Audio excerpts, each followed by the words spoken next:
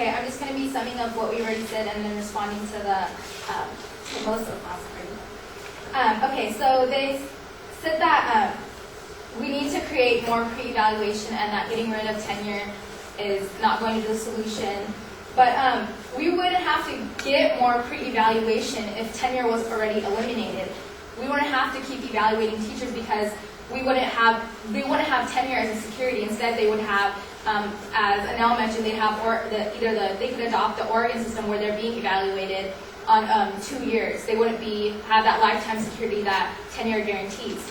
And then it seems like they're assuming that to protect one extraordinary teacher, we're gonna keep 1,000 bad teachers just because of protection rights. When in the 14th Amendment, everyone already has a due process. You already have protections out there for teachers. Tenure is just a system in which we're guaranteeing a lifetime security to those people who do not deserve it. There are protections out there for teachers. There's unions, there's the 14th Amendment, the due process.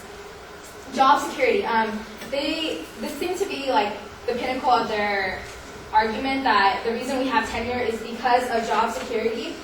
Tenure is redundant. There's job security out there. Numerous federal and state statutory protections already exist to guarantee due process for teachers who are experiencing employment-related difficulties. In addition, union contracts provide, through their grievance and arbitration process, a first line of defense for most of the contentious issues a tenure teacher could be faced. So they talked about problems with administrators. We have unions and arbitration procedures that can go ahead and address that problem already. We don't need tenure for protection reasons. Most districts also offer an appeal process directly related to the school board for employees who feel that they have been wrong. So again, the whole administrator claim falls because there's already an appeal system out there if a teacher feels that they have been,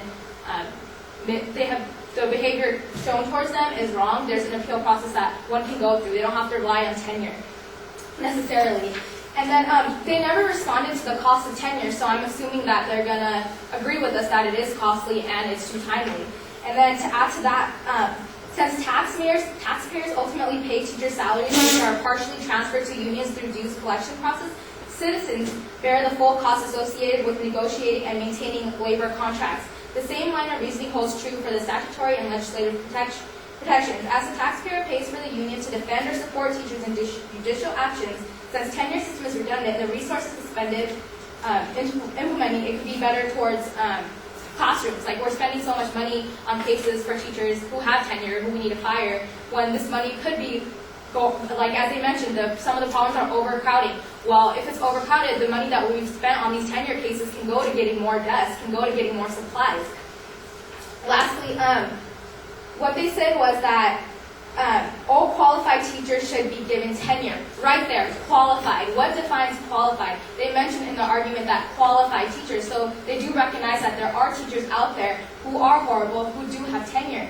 And then they also mentioned some claim about how experience is what leads to teachers being effective. That is not necessarily true. I'm sure all of us have that 100-year-old professor who puts us to sleep.